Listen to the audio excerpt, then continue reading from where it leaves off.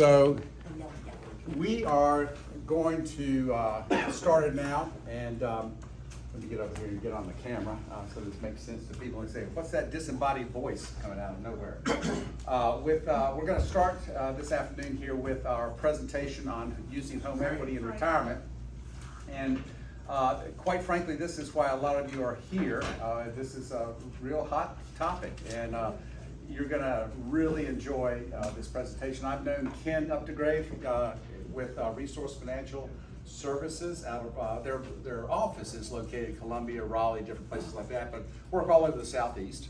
Right. And I've known Ken for, I don't know, a number of years, Yeah. right? And he has helped a number of my clients with some things.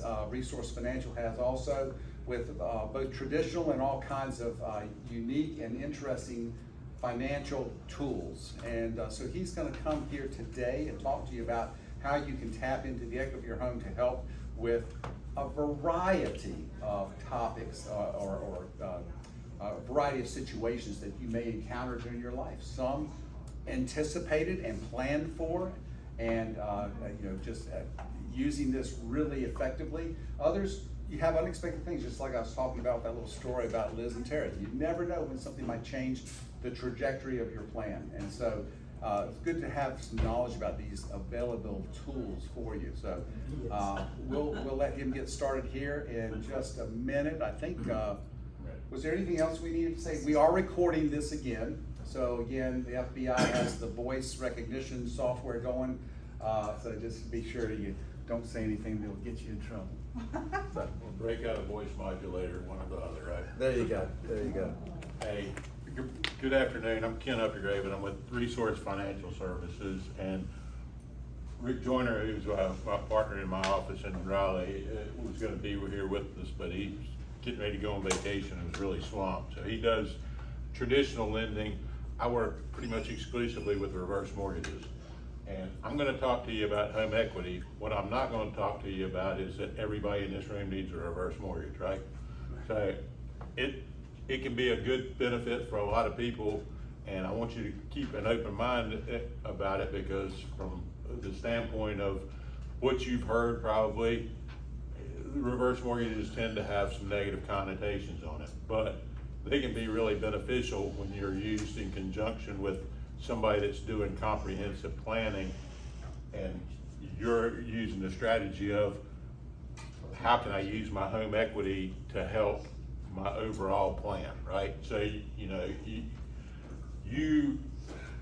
I'm not going to do a survey in here, but based on statistics, 50% of you are carrying a mortgage into retirement right now, or almost 50% of you are carrying a mortgage into retirement. Last stat I saw was 47% of people heading into retirement are carrying a mortgage.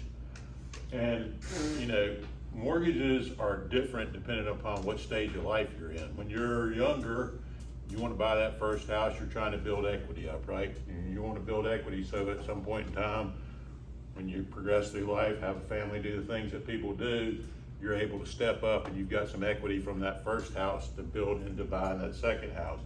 And then, when you're buying that second or third house, you're still in a stage of, I want to accumulate equity, because you're in an accumulation phase of your life, right? You're investing in stocks, you're investing in other assets at that time.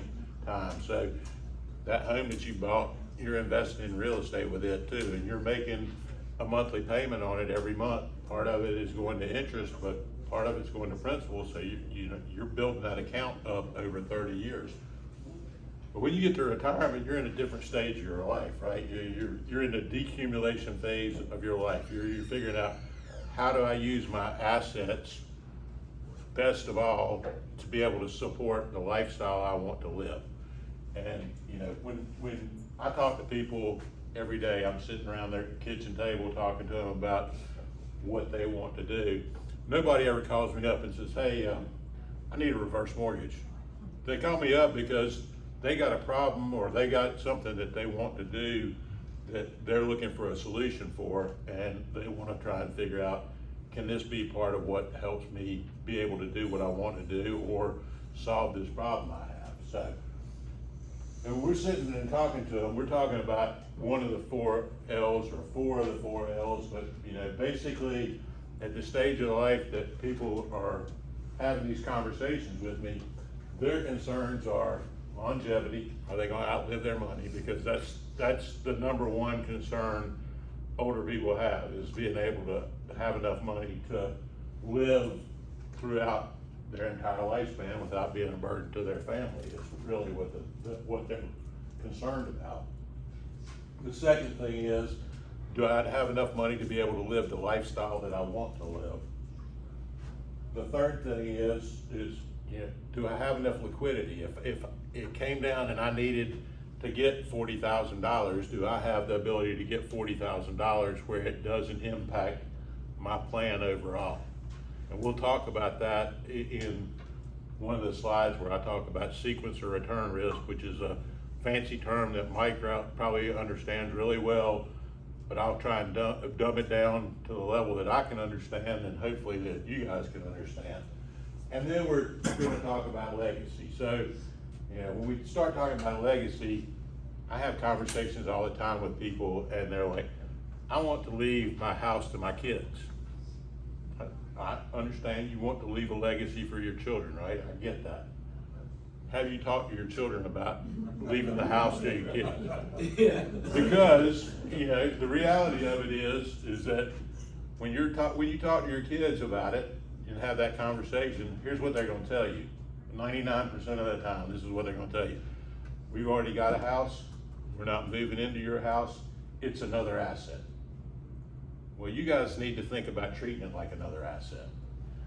Your goal from a legacy perspective is, how do I leave the biggest pie that I can, but still be able to accomplish all the things that I want to do in my life, right?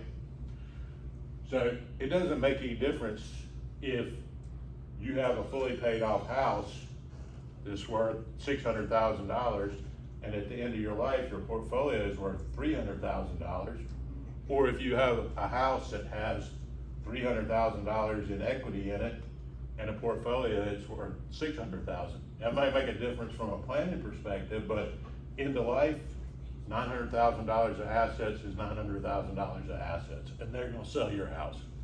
The only people that don't sell their house is people that have been in it for generations and generations and it's got some kind of family history. So, if you're thinking about it, have that conversation with your children, because I can guarantee you that they're gonna tell you exactly what I just told you. I had a couple that I've met with, and this has been when I first started doing this business, and I've been in the mortgage business for 18 years. I've been doing reverse mortgages exclusively since 2011. I started doing them in 2010, and I really liked working with the clientele I was working with. I was able to help them solve problems.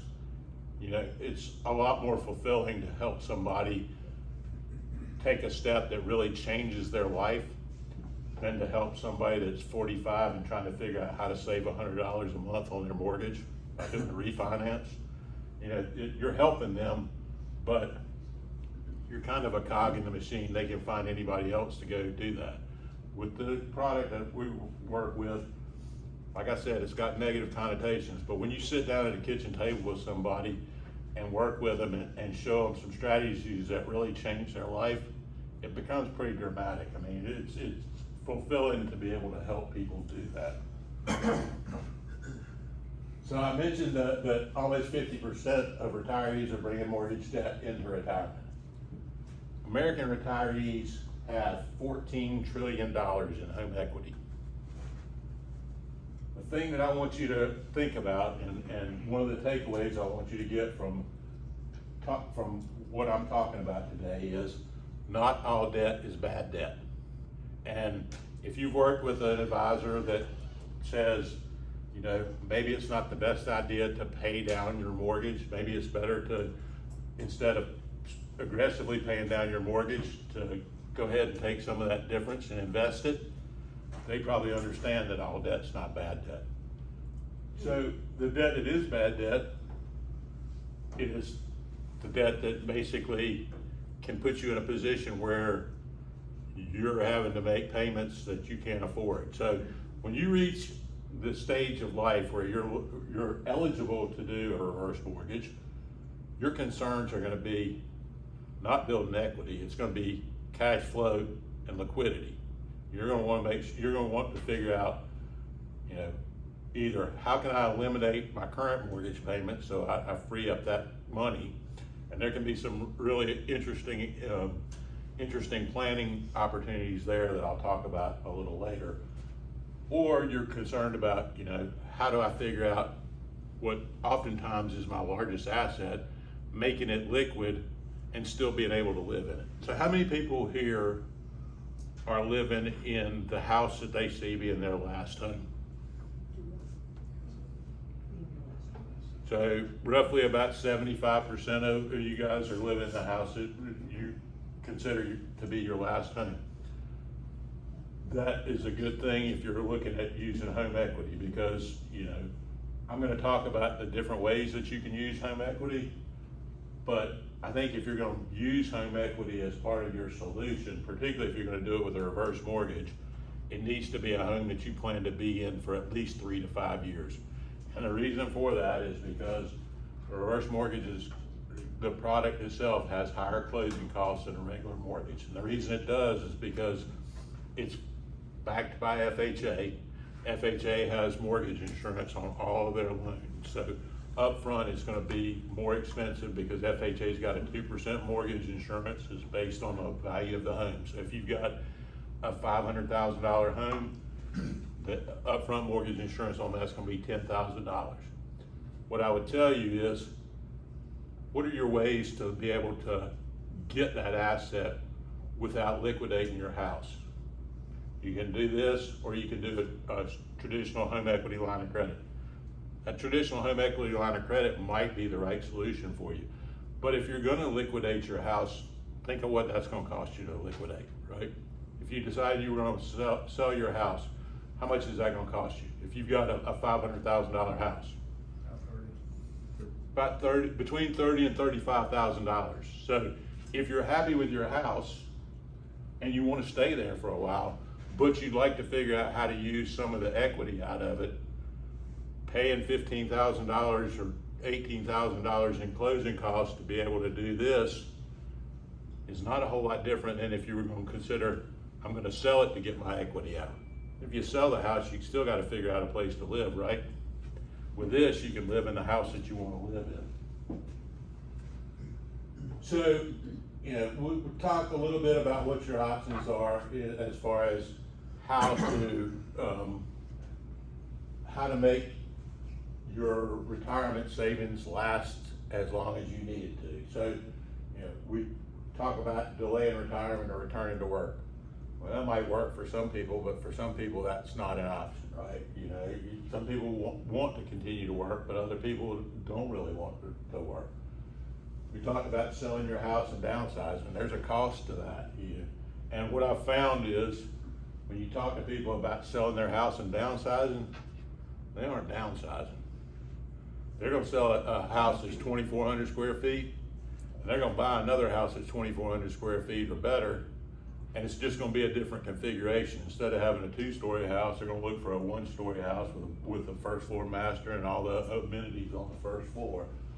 But very rarely do I see people downsizing unless they've got other issues that are forcing them to downsize. So obtain a home equity line of credit or refinance your existing mortgage. That might be a good idea, but you know, what I've seen right now, and I don't want to put anybody on the spot, but who has a home equity line of credit right now? Okay. What's happened to the interest rates on those home equity lines of credit over the last 12 months? It's just going up. Right, and it keeps going up, right? So it's adjustable. Well, the difficulty with the home equity line of credit is that they tend to be adjustable. And the second difficulty with it is if you're taking those out when you're 65, that home equity line of credits, they typically have 10 or 15-year interest-only payment options on them. And at the end of those 10 or 15 years, they reset to a fully amortized payment. So You know, you're real comfortable for that first 10 years making a $600 a month payment, or maybe it goes up to $700 a month as the interest rate goes up. But what happens 10 or 15 years from now when it resets?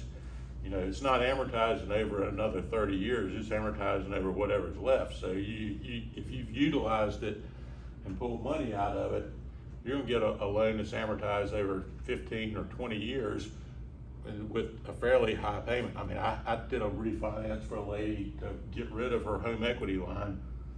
She'd had a monthly payment of about $650 a month, and it had reset to not be interest only, and her payment was going up to $2,400 a month, which was more than she took in from Social Security. So we were able to help her get rid of that monthly principal and interest payment. The option number 4 is decrease expenses and modify your lifestyle. Who wants to modify their lifestyle? If you want to modify it, it's likely you have things that you'd rather be doing to elevate it versus decreasing what you're able to do, right? There aren't many people out there that think that decreasing expenses and modifying your lifestyle is the ultimate solution that they want to take into account. The 5th option is obtain a home equity conversion mortgage. HECM is the generic term. HECM is basically FHA's technical term for reverse mortgage.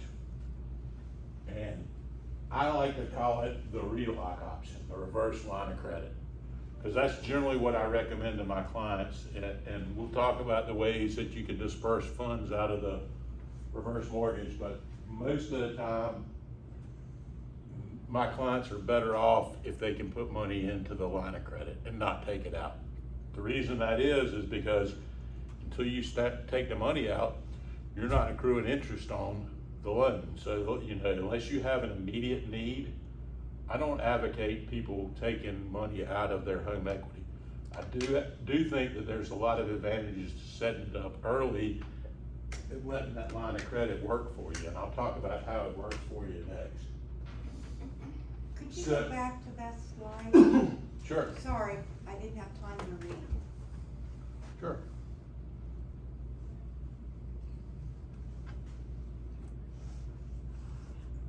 You just let me know when you're ready? Yeah. Okay. So, as I mentioned, HECM is FHA's technical term for the reverse mortgage. There's very little qualification on the reverse mortgage. There are more qualifications now than there were 6 years ago. FHA changed their rules a little bit. It used to be basically if you came in and signed the loan application, you were going to get the reverse mortgage as long as you had enough equity in the property. One of the common misperceptions is that you have to own the house free and clear. Almost none of the people that I work with own the house free and clear.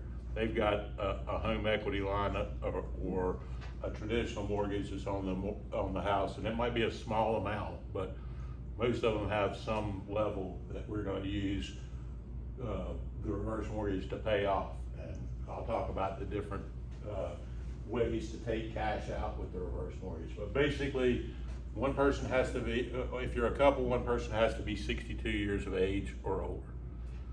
The older you are, the more equity you have access to with the loan, which means, you know, you could pay off a larger mortgage, you could potentially buy a bigger house using this.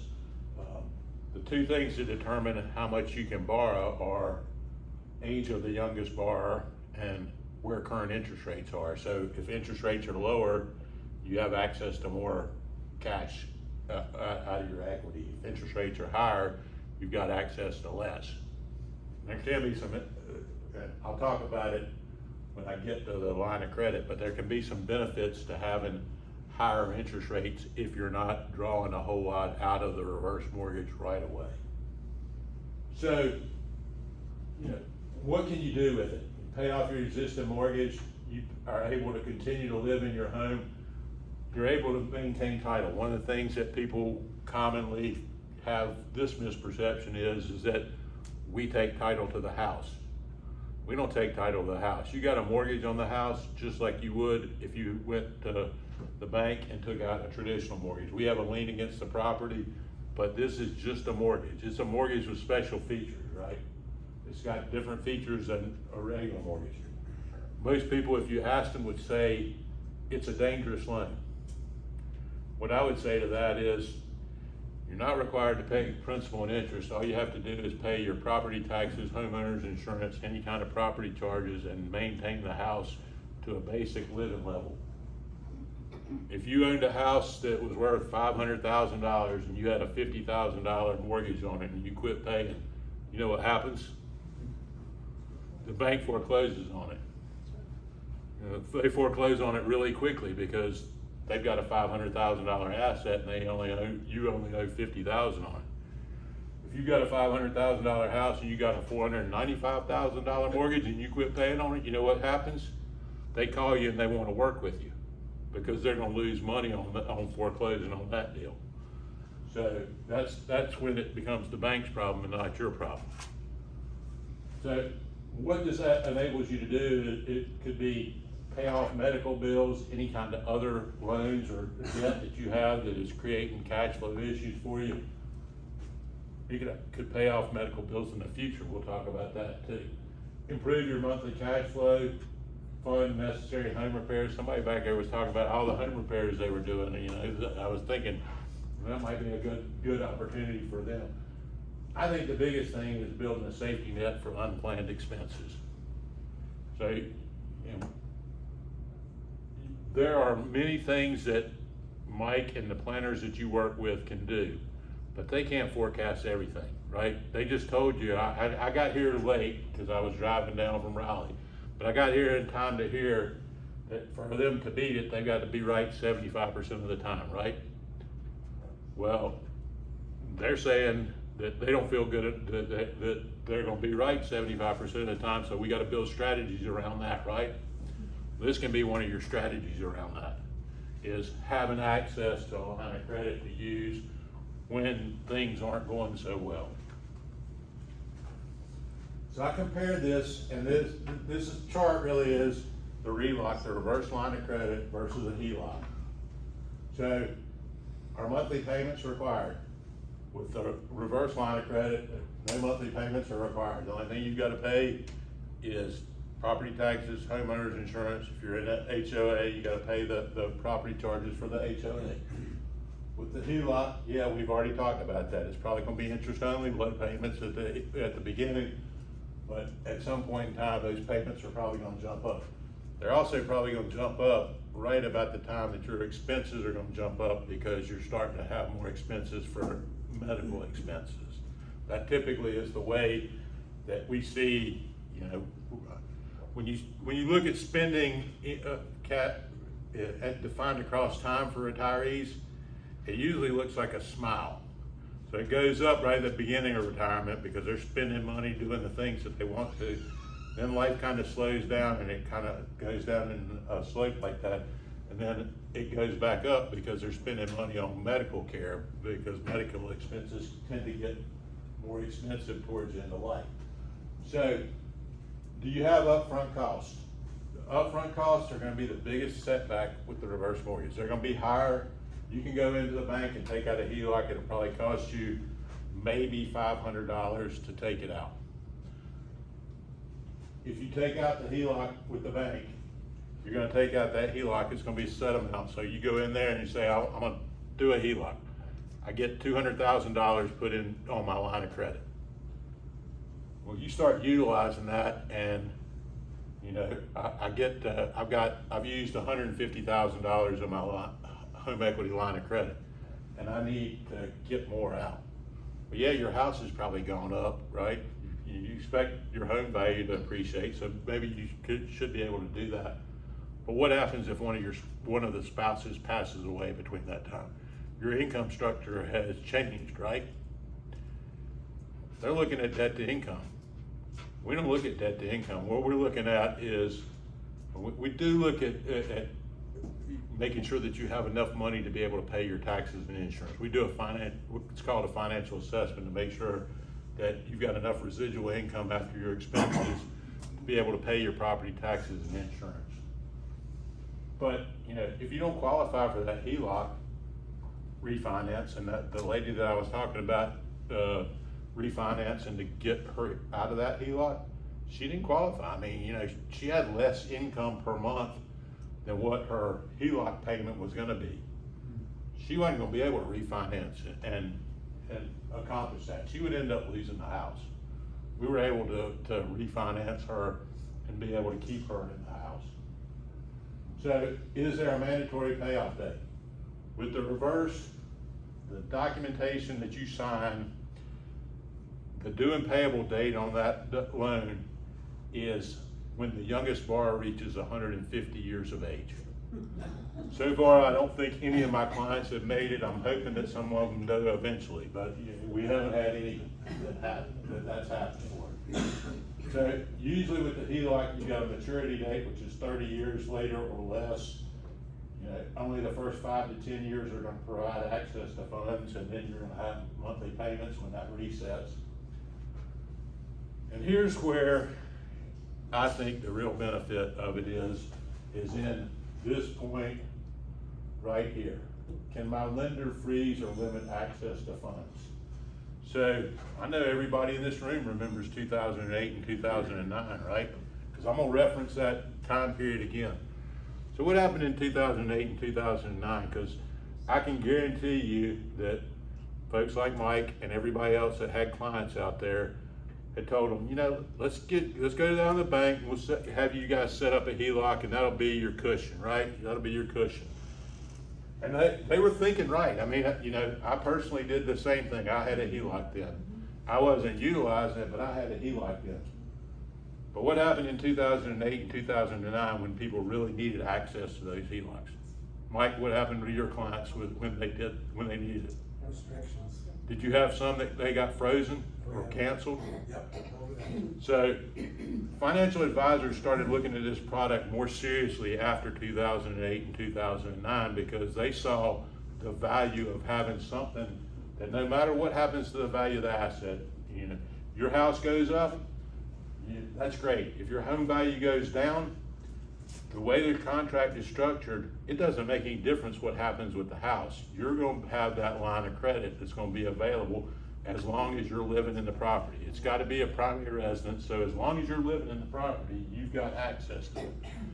So after 2008 and 2009, there was a lot of research done in the financial planning journals and financial planning colleges of how do we help people use that home equity asset without being at risk of when the fan starts cranking and it starts blowing back, what happens with the banks not being able to what can we do to solve the problem of the bank closing that home equity line or freezing that home equity line right when my customers need it? And they found that, you know, although it costs more to set this up, it's got a value because it's guaranteed based on the terms of the contract what's going to happen. So the reason for that mortgage insurance is, and most people have heard of mortgage insurance, most of the time what mortgage insurance is there for is to protect the lender, right? You know, if you put 20% down and you're doing a traditional loan, you don't have to pay mortgage insurance generally because the lender says, well, I've got enough collateral that I'm not worried about what happens if the market goes south. If you put 3 or 5% down, they don't have enough collateral. They're going to get mortgage insurance to help cover that risk that if the market goes down, that they're going to be upside down on the loan. Well, these loans are relatively low loan to value, but most of the people are not making principal and interest payments on it. You have the ability, it's completely flexible. You have the ability to make a principal and interest payment on it. And that actually can be one of the interesting things about how this product works. But what they want to know is, and because it's a low loan to value, you would think, well, we don't really need mortgage insurance on this, right? But because the interest is accruing and people aren't making payments on it, that loan balance is going up over time. It's a negative amortization loan. You know, so if the home value doesn't increase faster than the interest is being added to the loan balance, you could end up in a position where the loan balance is greater than the home value. One of the things that you can always count on, though, is that you can stay in the house as long as you want to. The mortgage insurance is there to cover the fact that, you know, if you live an exceptionally long life and the property value doesn't increase and you end up owing more than the home value, is that they can never go against you for anything besides the value of the home to satisfy this loan. So, yeah, let's say you get to the end of life, they can never go against your heirs for that either. So let's say you get to end of life and you know, you did this and you've lived for 25 years and the home value is the same thing it was 25 years ago. And you got a $500,000 house and now the loan balance on it is $650,000. At that point, your heirs have the ability, if once the last person passes away, your heirs have the ability to basically take the keys in the deed and say, here's the keys in the deed, we're gonna turn these over to you and do a deed in lieu of foreclosure. And they can walk away. They don't have any recourse. You don't have any recourse. These loans are called non-recourse loans because there is no recourse. You could have $10 million in other assets out there and end up upside down on the loan, and the lender only can get full satisfaction from the mortgage insurance. They can't go against any other assets. So when we're looking at doing planning, having the ability to maintain assets in a different location has a lot of value there. And normally, after somebody passes, there's still equity in the home and they're gonna wanna sell the home, right? Correct, and that's the good thing, is that if there's still equity, your heirs have the ability to sell the property and pay off the loan and take out any equity. So the process on that is basically they've got an initial 6-month window and 2 90-day extensions if they want to sell the property and pay off the loan, or if they want to refinance the property and pay off the loan. The other thing that they're protected on is, let's say you got in a position where your home's still worth $500,000, you owe $650 on it, and your heirs want to keep that property. They can go to FHA, have FHA send an appraiser out. The appraiser comes out and appraises it and says, home's worth $500,000. Well, FHA doesn't want to take that house back. So they'll arrange with your heirs to be able to purchase it for 95% of whatever the appraised value is. So if you owe $650 on it and your heirs want to keep the house and it appraises for 95 or for 500,000, they'll take 95% of that. So basically you could pay $475 and buy the house from them. So, By the way, I want you to note how quick Ken was on that math thing, much better than I am. Just point that out. I was given that gift at birth. I'm good at that, but if you get me into real deep math equations, I'm probably not so good at that. But the basic math, I can snap that off pretty good. So it's one of the advantages of a regular mortgage after somebody passes is, as long as you keep paying the mortgage, the heirs, you know, they can't foreclose it. There's a limited time on the reverse mortgage. There is. To, you know, either pay it off or sell the house and repay them. But it seems like that's really only an issue if somebody is wanting to keep the house. It that is. the only time when it's really It's really only an issue if somebody wants to keep the house, and in my experience, you need to be, if you want to keep the house, you need to communicate with the servicer very early in the process. So, if somebody is in a family and that one of the heirs wants to keep the property, we need to have that conversation about here's what needs to happen when the last person living in the house on the loan passes away. Here's what you need to do. Here's the servicer number. You need to, within the first week or two, give them a call, tell them what your plan is, and start working on it, because there is a limited time limit. Because you're right, with a traditional mortgage, as long as you make the mortgage payments, they don't care. They're happy that the mortgage payments are getting made, right? With this, nobody's making mortgage payments, so when you pass away, they'll know. They follow the Social Security death, Social Security's got a death database and they follow it, so, if you pass away, they're gonna know probably within a month that the last person that was on the loan passed away and start working on that. So it is important to be on top of that. Yeah, I think one of the misconceptions about the reverse mortgage is, oh, you get the reverse mortgage, they're gonna take the house after I'm gone. And that, if there's equity, the family's getting that. Correct. So I was trying to make sure I was clear if there are any other particular drawbacks for the heirs, the reverse mortgage versus, regular mortgage.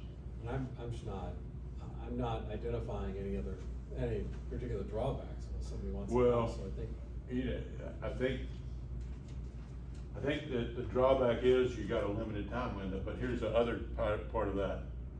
Somebody's gonna have to make those mortgage payments if there's a mortgage in place, so who's gonna make those mortgage payments? The heirs, right? Cause they're gonna wanna keep that property that you got equity in, so they're gonna have to make those mortgage payments, so you pass away and you might have just left them $1,500 more expenses in their budget that they weren't planning on, right?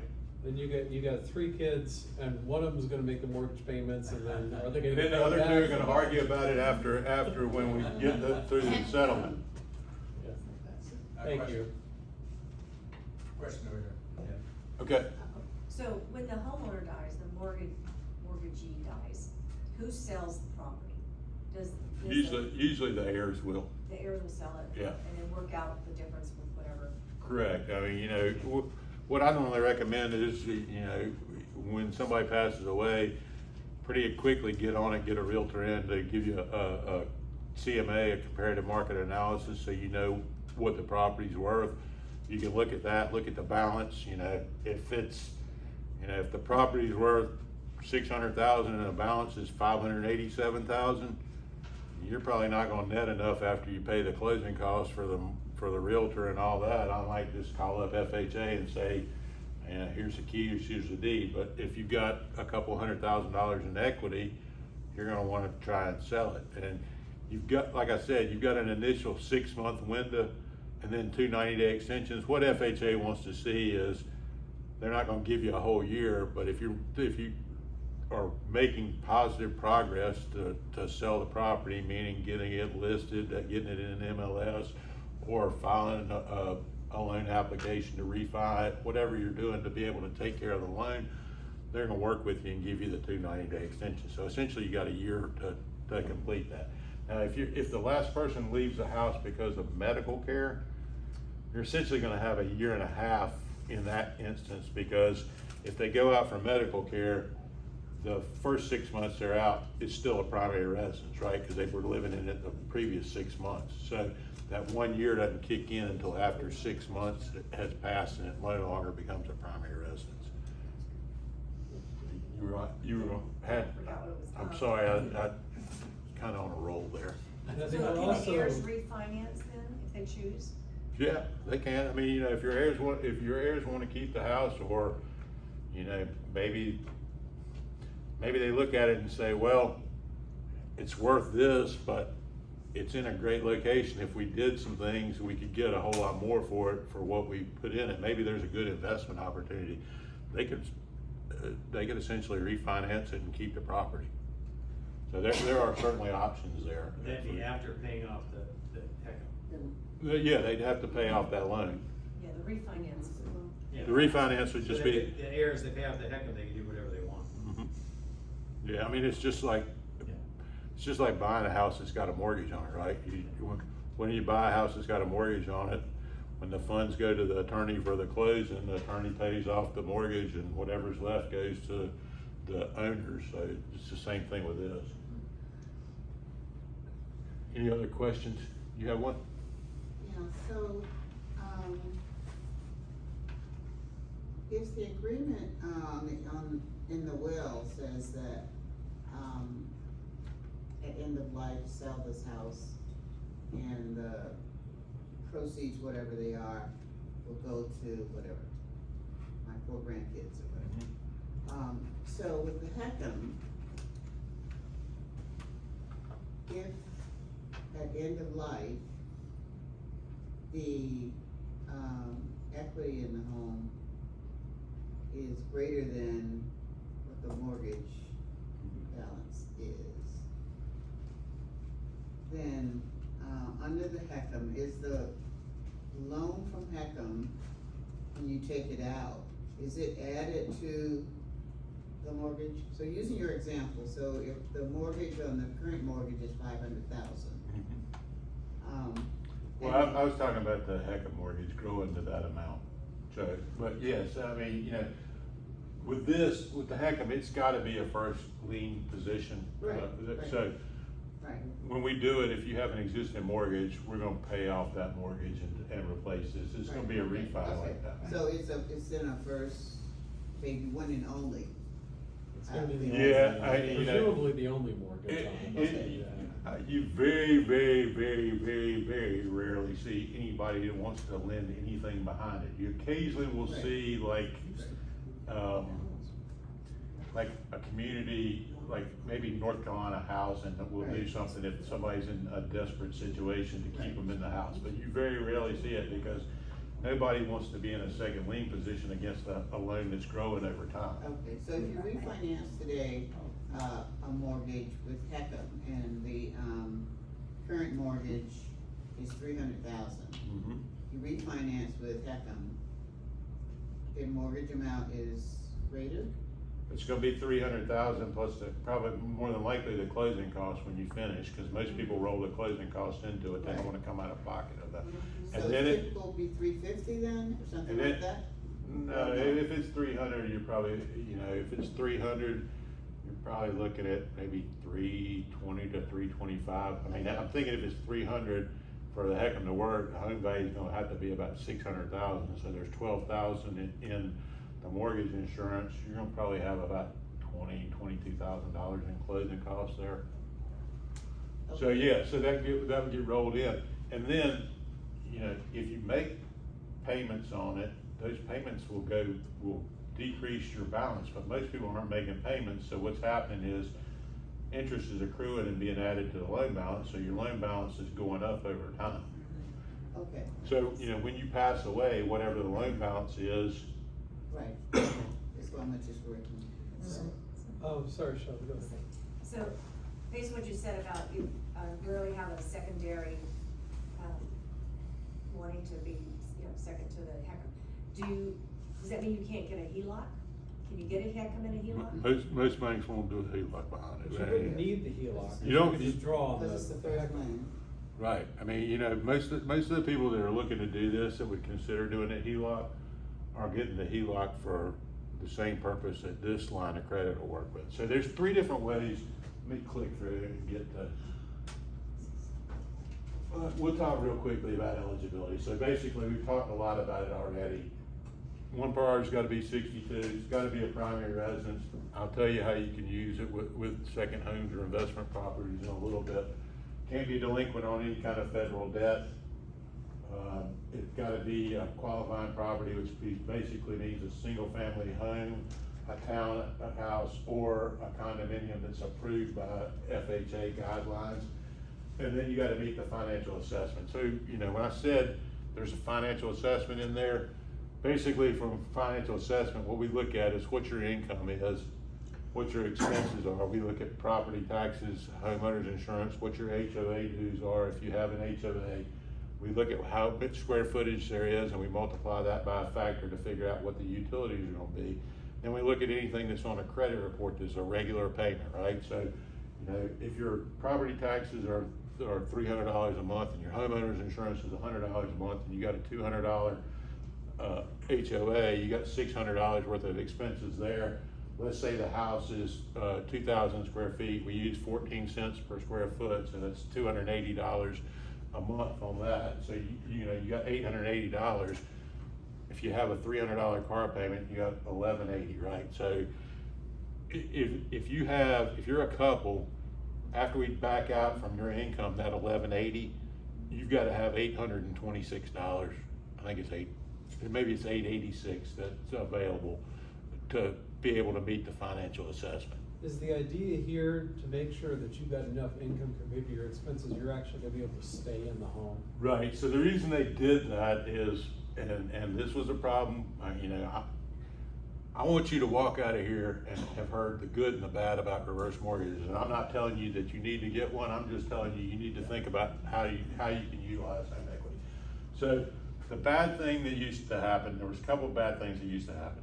One of them is if you had somebody that was younger than 62 and they were married, they couldn't be on the loan. So if the borrower, the older person passed away, the spouse could get in a position where they didn't have any rights in the property any longer, which was a problem, and they fixed that. The other problem is that they were doing this loan for people that it helped them in the short term because they were in difficult situations, but they didn't have the ability to pay their property taxes and their homeowner's insurance basically. And if you don't pay your property taxes, you can own the house free and clear, but if you don't pay your property taxes, the county's gonna foreclose on you eventually on that. So what was happening is, we would do these loans, people would, and I'm gonna blame the industry some on it too, because a lot of times people that are in the industry will say, you don't have to make any more payments on the house. Well, when people think about payments, they think about not just principal and interest, but the taxes and insurance, because it's been rolled into most of their mortgage payments, right? Most of the people escrow, so taxes and insurance has been part of their payment.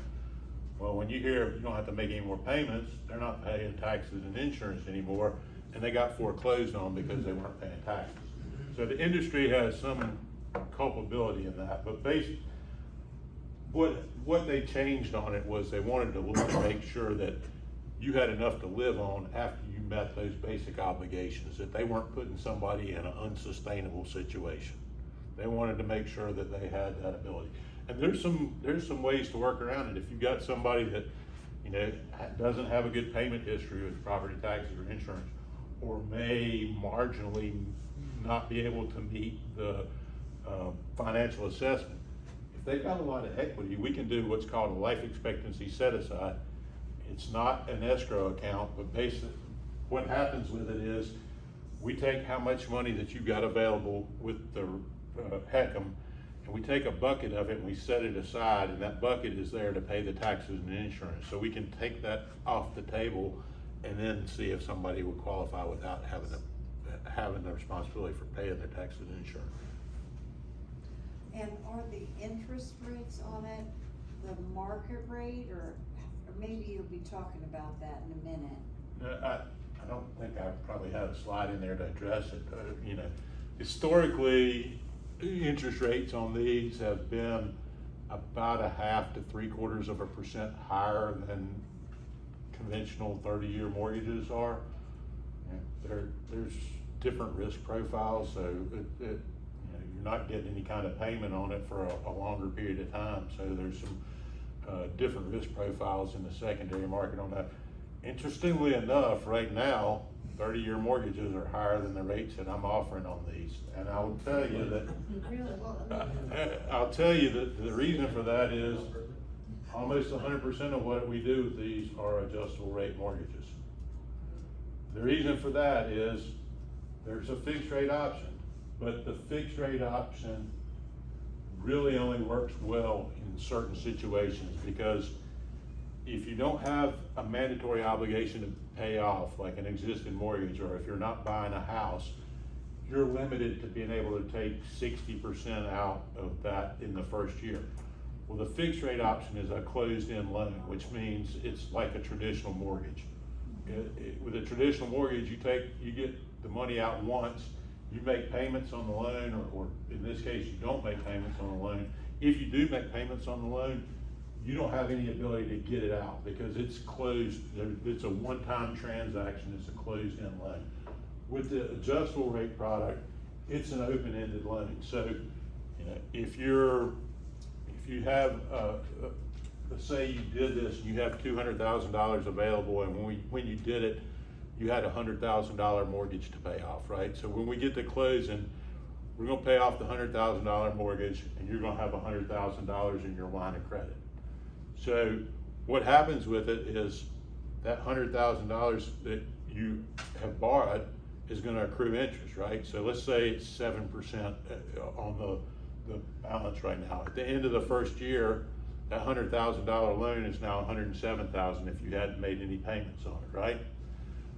But what happens with the line of credit is it's got the same growth component on it. So that $100,000 line of credit at the end of the first year, if you haven't drawn money out of it, it's now worth $107,000. So it isn't interest because you're not earning anything on it. It's just increased borrowing capacity, and the amount that it increases is calculated based on what the interest rate and the mortgage insurance on the loan are.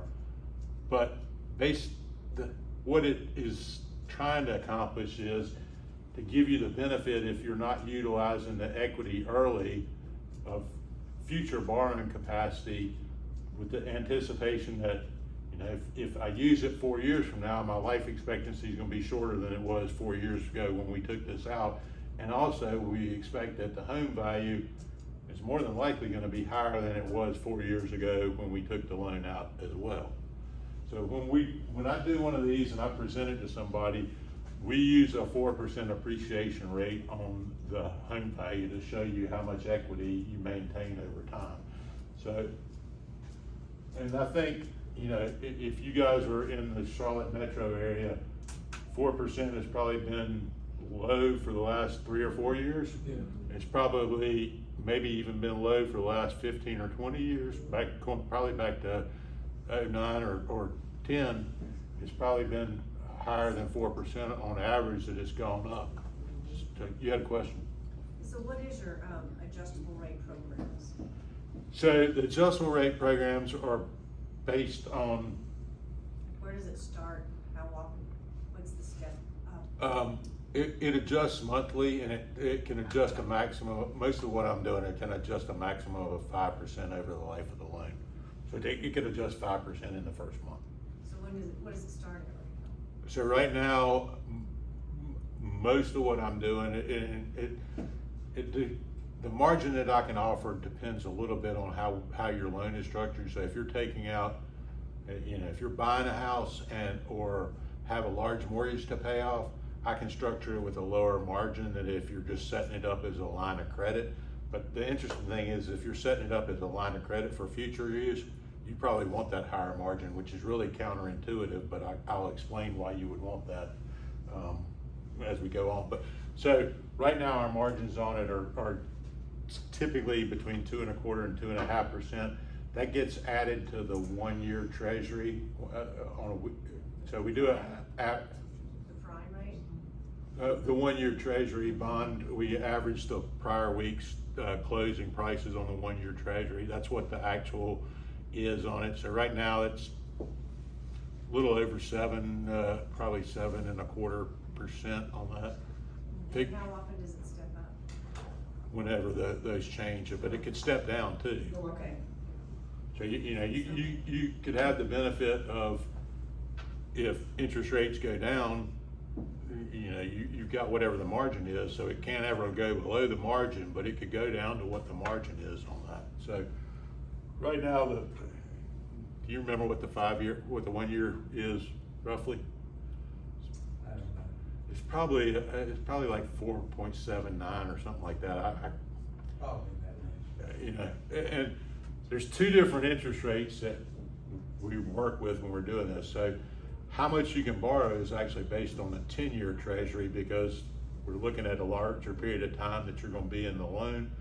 And the 10-year treasury has been lower than the 1-year treasury for the last 18 months or so. So like if you use the 1-year treasury, is it the 1-year treasury plus a percent margin?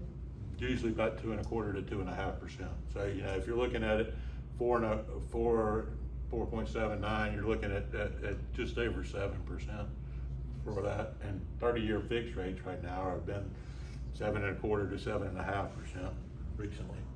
So it seems like if you've got a reverse mortgage and you're thinking, do I take money out, do I not take it out? You look at what the interest rate is, make a decision, okay, do I really need to take it out right now, or should I just wait because the interest rates are higher?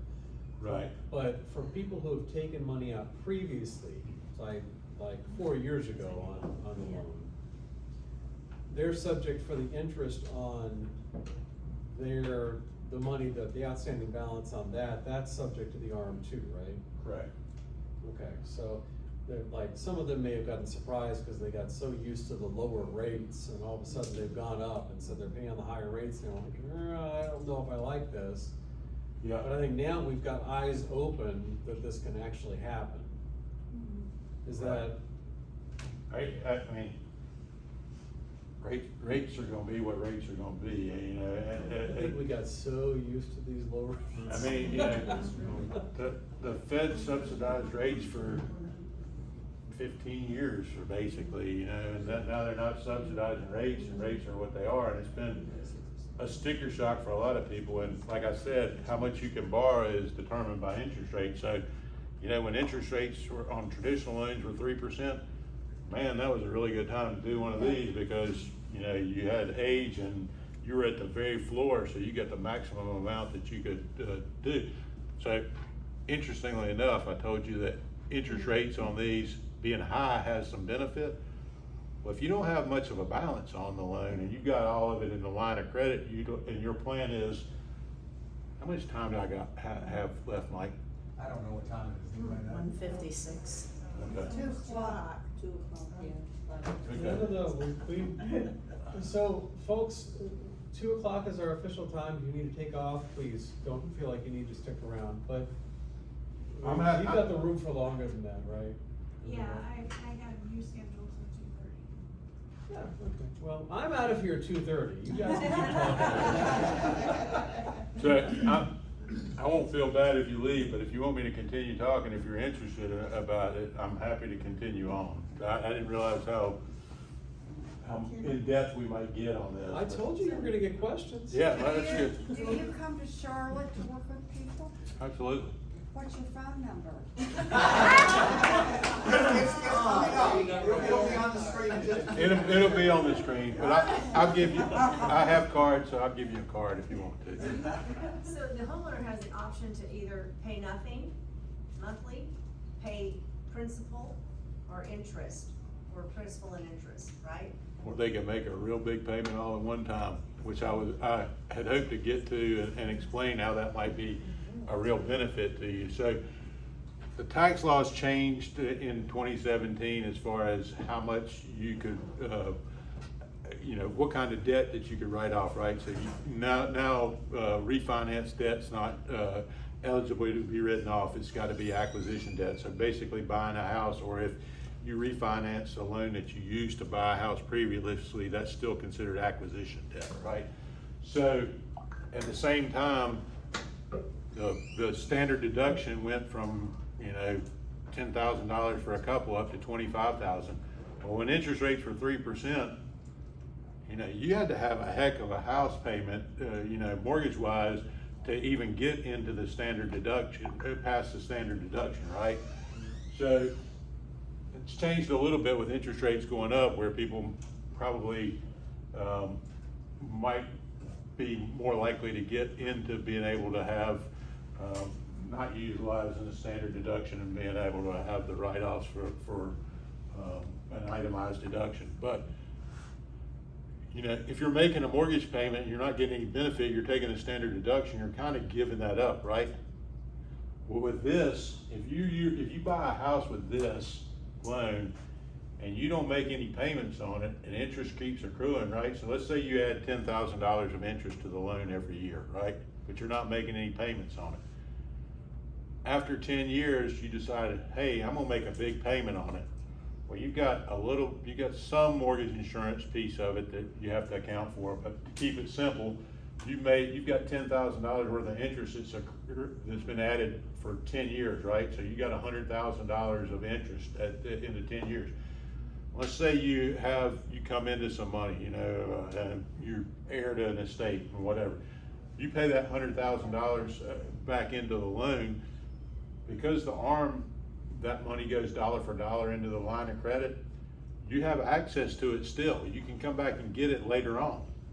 But when you make that payment, they're gonna send you a 1098 for $100,000 worth of interest, right? So there's some interest in planning opportunities right there. You might be considering, Well, I've got a whole bunch of money in traditional IRAs. I want to move them into Roth IRAs so I don't have to pay taxes on them. Well, if you got the ability to make a big payment, you could potentially have a $100,000 deduction to use to offset some of the taxes on doing those conversions. So there's some interesting strategies with that. The other thing with those is if you leave them to your heirs, right? So if you leave the property to your heirs, along with the reverse mortgage, it has to be paid off, right? And you're also leaving them traditional IRAs that have taxes associated with them. With the new rules, they've got to take that money out within 10 years, right? So they're probably, a lot of them are probably in their highest earning years during those 10 years. Well, if you both pass away and the heirs take the house and the mortgage and sell the house and pay off the mortgage, they're gonna get a 1099 as the heirs that they can use to take that money out of the qualified accounts and use to offset some of the taxes there. So, you know, when you think about how to utilize home equity, yeah, it may seem like, hey, man, it's a tough bullet to swallow to pay $15,000 or $20,000 in closing costs to do this. But if it saves you $7,000 or $8,000 a year in taxes by not having to make monthly payments and take money out of qualified accounts, it doesn't take long to do that, to overcome that. The other thing is, and I tell people all the time, if you don't have long-term care insurance and you're in your 60s, ask them what it costs to get long-term care insurance for a couple that's in their 60s. I mean, if you can get qualified, I probably couldn't. You know, if you could get qualified, it's probably gonna cost you $6,000 to $8,000 per person per year. Am I close? Yeah, there. So you think about that, and you know, $12,000 to $16,000 a year to get long-term care insurance in your 60s. Well, you're probably not gonna need it until you're 75 or 80 statistically, right? So you're gonna pay that $16,000 or $18,000, and it might go up during that time period as well. Let's say you paid $180,000 for long-term care insurance that when you need it, it's gonna be available, but here's what's also gonna happen. You're gonna have to qualify for it. You're gonna need to know, I've got these two activities of daily living that I can't do, and they're gonna check and make sure that you can't do it, and they're gonna try to do everything that they can not to pay out that long-term care. If you put this in place, and let's say you own your house free and clear, and you put this in place, it costs you $20,000 to put it in place. You don't make another payment on it. You're accruing interest on it, right? So let's say it's 10% a year. You're adding $2,000 to the loan balance, right? You do that for 10 years, now you got a $40,000 loan basically. But let's say you had $200,000 in that initial line of credit and it's growing at 7%. So after 10 years, that $200,000 is $400,000 that you have access to. You can utilize it for whatever you want. You don't have to go see a doctor. You don't have to see the insurance company's doctor. So the downside is you gotta be living in the house. One of you's gotta be living in the house. But, you know, there's some compelling reasons to look at it and say, I'm sitting on all this equity in my house. How does it solve a problem for me? You know, it might not be a problem immediately, but does it make sense for me to put this home equity in place to solve a problem now or in the future? And I'm gonna click on, I see some of you are getting ready to leave, and feel free to. I'm gonna click on one thing, and Mike can send this presentation out to all of you. I talk about use cases for it. You know, eliminating a mortgage payment right now, sequence of return protection. You can utilize it. You can take the funds out and buy a second home. You can use the money to buy a second home. You just have to live in this one as your primary home. You know, purchase a new home. Most people don't know that you can use this loan to purchase a new home. So when you're usually purchase a new home, we look at it and say, okay, you've got access to 40% of your equity. You're gonna buy a $500,000 house. You gotta bring $300,000 to the table. We're gonna bring $200,000 to the table. And then we're gonna settle up and you're gonna have a $200,000 loan against the property, but it's a loan that you don't have to make payments on. So we talked a little bit about long-term care on that. I talk a little bit about great divorce, because statistically, the highest divorce rate is in people that are 62 or in their 60s. So sequence of return risk, and I wanted to get to this slide, and I know you can't see it. I know you can't see it at all. I'm going to give you the high level idea on this. So it used to be that when people were looking at whether this made sense for them, advisors would tell them, use your portfolio, and if you run out of money, we'll use the home equity when you get to that point. So when they started doing the research in 2008 and 2009, this side right here says, we're going to use the portfolio, and when we run out of money, these buckets of yellow are going to be the equity from the home equity using the HECM. So what you found when they did that is they compared it with a strategy that said, we're going to put the home equity in place early, and we're going to utilize the home equity in a really, really simple scenario. If the market was down last year, instead of pulling money out of our portfolio to live on this year, we're going to pull money out of the home equity and not take a draw against our portfolio. If the market was up the previous year, we're going to take the money out of the portfolio. So what they found is that as they did this, so you had, they used the years from like 1973 for 30 years, because in the early 70s, they had a couple of years right in a row where they had down markets year after year. Well, what they found is that by doing that, this one, they end up having a larger balance on the reverse mortgage than this one, even though they started taking money out earlier, but they took it out in a coordinated strategy. But their portfolio was much larger. When they started with $500,000 in home equity and $500,000 in their portfolio, by utilizing this coordinated strategy, they ended up being better by about $933,000 by utilizing that strategy. So what your takeaway from this that I want you to have is, probably it's a good idea to consider how you're going to utilize home equity as part of your solution. You know, if I told you could use your home equity to help you make that portfolio last longer and leave your heirs with more money in that portfolio, that probably would seem like a good idea if I was in your shoes. I'm happy to stick around and answer any questions.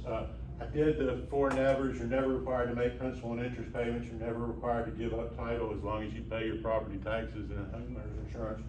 You're never required to move from the home, and you or your heirs will never owe more than the home value. And then, we've already had question and answers, but there's all my contact information. If you want a card, ask me. I've got some in my pocket right here. Rick Joyner is my partner in my office in Raleigh, and he does more traditional mortgages. Okay, why don't we do this? Let's go ahead and break, so anybody that needs to leave can. And like Ken said, he'll be around here if you have any specific questions you want to get answered. Today we've tried to share some things with you that would give you some tools to overcome obstacles you might run into in your financial life. And so, you know, that's the difference between people that have a lot of anxiety about their future and people that don't. Even if they have the same, you know, you're comparing two people like I was doing with Liz and Terry in the beginning story I mentioned. Same asset of balances and things like that, but just one person's not confident, another person is confident. And the way you get that confidence is through knowledge, through having someone to help you craft a plan that fits your circumstance, not theirs, right? So we want to give you that opportunity. If you're not getting our weekly newsletter, that's a good way to be able to connect with us. And so if you would like to get on the weekly newsletter, it doesn't mean we start calling you or trying to get in. It's just a service we do, and it comes out every Tuesday morning about 8 o'clock. Just jot on a piece of paper there your email address that you would like it to go to, and put your name too, in case your email is Skiddy Watkins or something like that. I don't know who I'm talking to. But put your name on there, and the email address you'd like to receive that newsletter at, and we'll get you on there soon, and so you can start getting that. And then, you know, if you have a question that comes up, it's easy, respond to the newsletter, we'll reply back to you, answer your questions or whatever, so. Can I add one thing? Add one thing? So, one thing I would tell you is, probably, if you watch TV late at night or real early in the morning, you've probably seen commercials on TV for folks advertising for reverse mortgages. Tom Selleck. Tom Selleck, I'm not Tom Selleck, but what I will tell you is if you call those folks, you're gonna get put in a call center and they're gonna bombard you with phone calls. What I will tell you is, that's not the way I work. I work with educating people. If you wanna find out what your situation looks like, call me. I'll keep in touch with you, but it won't feel intrusive like that, you know, getting 2 or 3 phone calls a day from a call center from somebody that changes every day. And I can assure you that, I mean, I've been working like with Rick and Ken for a long time, and boy, they respect you, and they respect your time and the process you're going through. So, yeah, if you wanna jot their number down, you wanna call and get a direct, feel free, if you forget it, you lose it, call us, call John, call me, we'll get you in touch, so that you can, help remove some obstacles maybe. Yeah, and you know, the best thing I can do is help people understand the product, even if it isn't a good fit for you. Right. You know, if you understand it and aren't afraid of it and understand what the misperceptions are, it might not be a good fit for you, but at least you'll have the opportunity. If somebody says, hey, I'm struggling, you might say, well, maybe you ought to talk to Ken and see if he can help you solve that problem. Right, that's what it's all about, is just helping people solve problems and maximize their possibilities, so. Anyway, thank you for coming. Thank you. Thank you very much. Feel free, if you have questions, stick around.